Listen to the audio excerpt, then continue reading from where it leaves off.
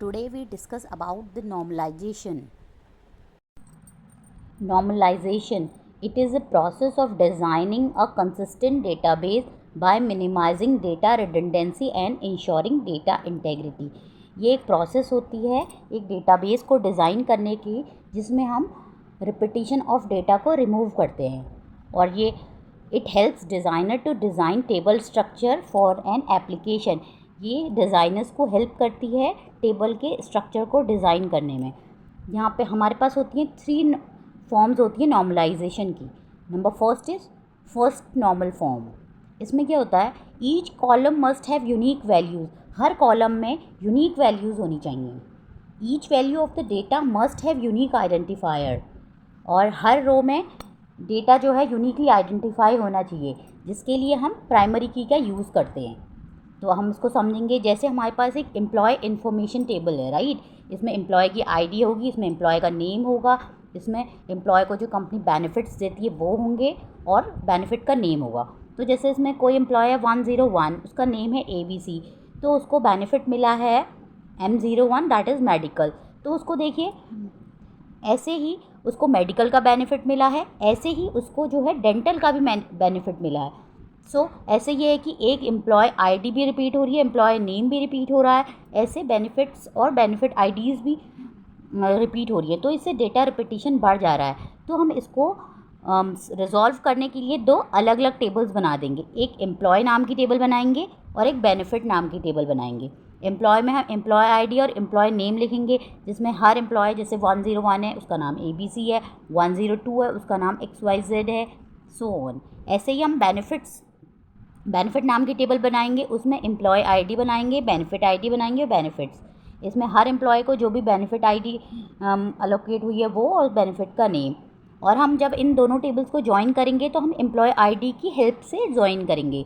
तो हम जिसमें दोनों एम्प्लॉय आईडीज़ को जो है आपका प्राइमरी की बनाएंगे. तो इससे यह है कि हम डेटा की रिडंडेंसी को रिड्यूस कर रहे हैं.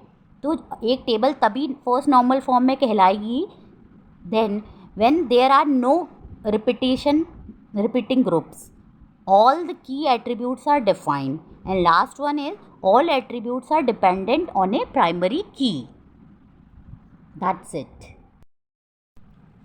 सेकेंड NF में ये होगा कि जो टेबल है वो हमेशा फर्स्ट NF में तो होनी ही चाहिए. मतलब सेकेंड NF होने के लिए टेबल को फर्स्ट नॉर्मल फॉर्म को फॉलो करना ही होगा. और there must not be any partial dependency. इसमें किसी भी एट्रीब्यूट में कोई पार्शियल डिपेंडेंसी नहीं होनी चाहिए. Each column in the record is fully dependent on its primary की. और कॉलम का हर रिकॉर्ड जो है डिपेंडेंट होना चाहिए प्राइमरी की में. सो जो हमने पहले अपनी टेबल बनाई थी उसमें हम जो एम्प्लॉय आईडी है और बेनिफिट आईडी है, इन दोनों को कंपोजिट प्राइमरी की बना लेंगे. मीन्स इन दोनों को ज्वाइन करके हम एक प्राइमरी की बना लेंगे. फाइन. और हम ऐसे ही एम्प्लॉय इन्फॉर्मेशन टेबल बना लेंगे और बेनिफिट इन्फॉर्मेशन टेबल बना देंगे. फाइन. इसमें हम एम्प्लॉय आईडी को प्राइमरी की बनाएंगे और इसमें हम बेनिफिट आईडी को प्राइमरी की बनाएंगे. और benefit name is dependent on the benefit ID. जो बेनिफिट नेम है, जो इसमें बेनिफिट नेम है वो डिपेंडेंट होगा बेनिफिट आईडी में, but has nothing to do with the employee is taken. But इनका कोई एम्प्लॉय टेबल से कोई इसका रिलेशन नहीं है. तो यही होता है सेकेंड NF. थर्ड NF में every non prime attribute of the table must be dependent on the primary की. इसका जो भी नॉन प्राइम एट्रीब्यूट है वो प्राइमरी की पे डिपेंडेंट होना चाहिए. Contains no transitive dependency. इसमें कोई भी ट्रांजिटिव डिपेंडेंसी नहीं होनी चाहिए. ट्रांजिटिव डिपेंडेंसी का मतलब है कि अगर X रिलेटेड है Y से, X रिलेटेड टू Y, और Y रिलेटेड है Z से और Y रिलेटेड है Z से, so X does not related to Z, तो X और Z में कोई रिलेशन नहीं होना चाहिए. जैसे एम्प्लॉय इन्फो टेबल है हमारी, इसमें एम्प्लॉय आईडी है, एम्प्लॉय नेम है, सिटी है और पिन कोड है. तो ऐसे ही हमने इसकी एम्प्लॉय टेबल को और इन दोनों को सेग्रीगेट किया. तो एम्प्लॉय में हो गया आपका एम्प्लॉय आईडी, एम्प्लॉय नेम, और दूसरी टेबल में हो गया सिटी और पिन. तो इसमें यह है कि एम्प्लॉय आईडी का पिन से कोई रिलेशन नहीं है. तो यही होती है ट्रांजिटिव डिपेंडेंसी.